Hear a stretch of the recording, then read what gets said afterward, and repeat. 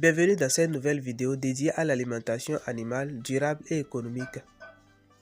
Aujourd'hui, nous allons découvrir un sous-produit trop souvent oublié mais extrêmement utile. Les coques de soja, c'est-à-dire l'enveloppe du grain après le décortiquage. Beaucoup d'éleveurs jettent ce sous-produit, pourtant c'est une mine d'or pour nourrir les ruminants, les porcins et parfois même les volailles.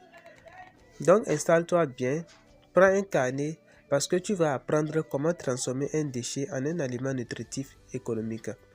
Bonjour et bienvenue sur la chaîne Les Animaux de l'élevage. Ici, nous partageons des astuces simples, gratuites et efficaces qui vous permettront de booster votre productivité en élevage, quel que soit votre niveau. Avant de continuer, nous vous invitons à vous abonner et activer la cloche de notification parce que c'est ce qui nous motive à vous produire des contenus plus de qualité comme celle-ci. Maintenant que tu sais de quoi on va parler, regardons d'abord ce que contiennent ces fameuses coques de soja. Composition nutritionnelle des coques de soja. Les coques de soja sont riches en fibres digestibles. Elles apportent des fibres brutes 30 à 40% idéales pour les ruminants, protéines 10 à 12%, énergie nette correcte pour l'engraissement, c'est très bon déjà, le calcium plus le phosphore, petite quantité mais utile. Très pauvre en antinutriments, donc pratiquement aucun risque pour vos animaux. Elles se digèrent mieux que beaucoup de fourrages secs avec les animaux. Ce qui les rend intéressantes, c'est leur combinaison unique, très fibreuse, plus assez d'énergie et facile à mélanger avec d'autres matières premières. Maintenant que tu connais la composition, voyons pourquoi ce sous-produit est si important. Importance et avantages zootechniques. Les coques de soja permettent d'améliorer la flore ruminale. La fibre est très fermentescible. Les microbes du rumen adorent. Aide également dans la digestion. Elles réduisent les risques d'acidose dans la ration à base de maïs ou de manioc. Les coques de soja sont très économiques. Elles coûtent souvent 2 à 3 fois moins cher que le touto de soja. Disponible dans les zones de transformation du soja, donc facile à obtenir. Parfaite en période sèche, elle compense la faible qualité des fourrages. Après avoir vu leurs avantages, entrons maintenant dans la partie la plus attendue. Quelle quantité donner aux animaux? Quelle quantité donner aux différents animaux? Les quantités pour chaque espèce.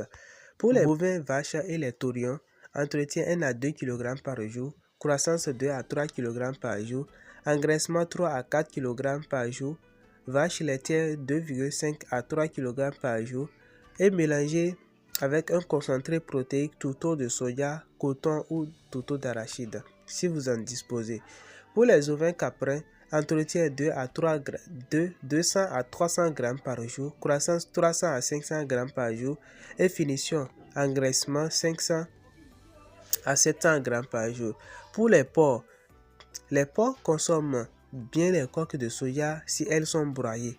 Donc pour les porcelets pour sevrage, il faut éviter les coques de soja même si c'est broyé. Pour la croissance, 5 à 10% de la ration. Engraissement, 10 à 15% de la ration. Broyé, n'oubliez pas. Pour les truies gestantes, 10% et pour les truies allaitantes, 5% de la ration. Pour la volaille, que ce soit les poulets ou les pondeuses, les coques de soja ne sont pas idéales pour les volailles car elles sont trop fibreuses. Mais on peut les utiliser en petite quantité lorsque vous les broyez correctement.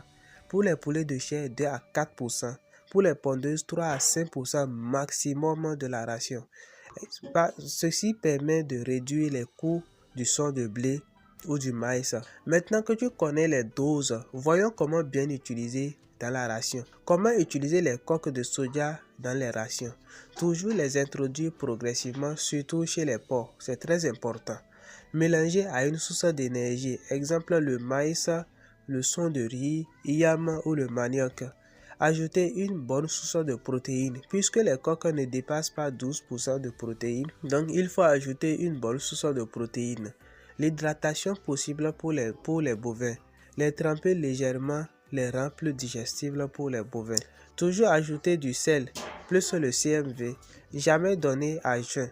Toujours mélanger avec un repas complet. C'est très intéressant. Très bien, mais comment être sûr de ne pas abuser? Entrons dans la partie précaution. Les précautions d'utilisation. Ne pas dépasser les doses recommandées. Chez les porcs, toujours broyer finement. Chez les lapins ou bien chez la volaille d'abord, limitez à 5%. Stockez dans un endroit sec pour éviter l'humidité. Ne jamais utiliser lorsque vous avez constaté des moisissures sur les coques stockées. Maintenant, passons à quelque chose de très pratique, une petite ration. Exemple, les rations pour les taurins en engraissement. Maïs 40%, coque de soya 25%, touto de coton 20%, son de riz 10%, CMV plus sel 5%. Pour les rations chevreau croissance, son de blé 40%, coque de soya 20%, maïs 25%, touto d'arachide 10%, CMV plus sel 5%. Pour les porcs à l'engraissement, maïs 50%, coque de soya 10%, son de blé 20%, touto de soya, coton 18% et CMV plus le sel 2%. Les coques de soja représentent un sous-produit encore trop sous-utilisé et pourtant elles sont économiques, riches en fibres utiles, parfaites pour les ruminants, utilisables chez les porcs et volailles en petite quantité. Si elles sont bien intégrées, elles peuvent réduire les coûts d'aliments de 10 à 25% selon votre région. Et si tu veux des documents complets sur l'alimentation des ruminants volailles, lapins ou porcs, tu peux me contacter directement sur le WhatsApp. Merci d'avoir suivi cette vidéo. Abonnez-vous et partagez la vidéo à d'autres éleveurs. Merci pour votre partage, merci pour votre abonnement. À très bientôt pour un prochain contenu agricole.